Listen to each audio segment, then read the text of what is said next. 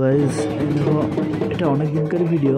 তোমাদেরকে বলছিলাম সে আমাদের শরৎপুর গ্রামে, মানে হরিয়ারপাড়া ব্লক গ্রাম পঞ্চায়েতের নাম শরৎপুরের দশমীতে আমরা হিন্দু মুসলিম সবাই ঐক্যবদ্ধভাবে আমাদের নদীর পাড়ে যাই দিয়ে এইরকমভাবে পুরো এই প্রসেসে আরও লোকজন হয়। এই প্রসেসে বাইচের মাধ্যমে আমরা ঠাকুর নিরঞ্জন করি। আর কি আনন্দটাই না হয়।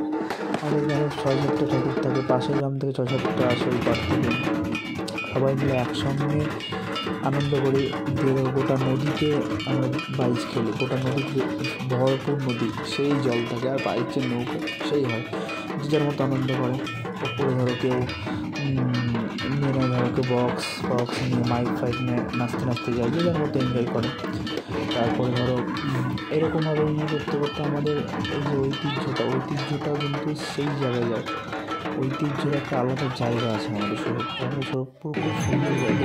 এটাকে দেখছিলাম এবং আমাদের প্রশাসন আমাদেরকে প্রচণ্ডভাবে হেল্প করে, প্রচণ্ডভাবে। কিন্তু প্রশাসনের কোনো কোন ভাষায় হরিয়ারপাড়া থানাকে আমরা কোন ভাষায় যে বলবো যে তারা মানে এত সহযোগিতা করেছে আমাদের, কোনো নেই, মানে কোনো ভাষা নেই।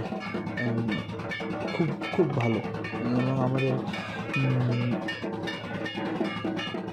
একটা পরিমাণ আনন্দ হয়, তোমাদেরকে কী বলবো। দেখো কত লোক, পুরো নদী এখনও পর্যন্ত সপ্তাহ লোক আসেনি, নদীর পাড় পুরো ভর্তি হয়ে যায়।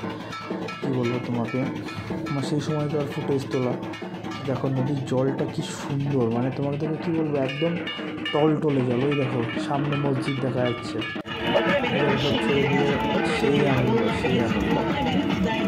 কী বলবো তোমাদের ভয় সবার দিচ্ছি, তাই তোমাকে সেই আনন্দ ফিল করাতে পারছি না। কিন্তু ভিডিও দেখে বুঝতে পারছি সেই লেগে দেওয়ার যে আর আমার রাত্রিবেলার দৃশ্য দেখো। এরকম রাত্রিবেলা সবাই নিরঞ্জন হয় এরকমভাবে। সব শেষের দিকে লোকজন তো ধরো থাকে না, যে যার ঠাকুর সব থাকে, সব চলে যায়। দেখো অনেকগুলোই ঠাকুর হয় আমাদের এখানে, 5-6টা ঠাকুর হয়। এইটা তোমার এই ছবিটা তোলা তোমার ভগবতপুর ঘাটে, আমাদের পাশের গ্রামে। তো ভালো, মোটামুটি এই গ্রামে মোটামুটি ভালোই ঠাকুর হয়।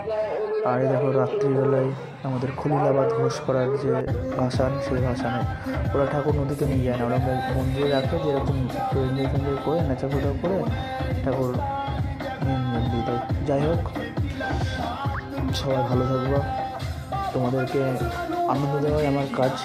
তোমরা একটু পাশে থেকো, এইটুকু রিকোয়েস্ট। আর ভালো থেকো, সবাই সুস্থ থেকো। কোনো নিজের সৎ থাকলেই অপরকেও সৎ মনে হবে। নিজের মন ভালো রাখবে, দেখবে সব কিছুই ভালো মনে হবে। এইটুকু। নিজের মনে যদি তোমার ধরো মনে হয় যে না আমার মন ভালো না, তাহলে কারোর মনে ভালো। যাই হোক, সৎসঙ্গে স্বর্গবাস, নরক সঙ্গে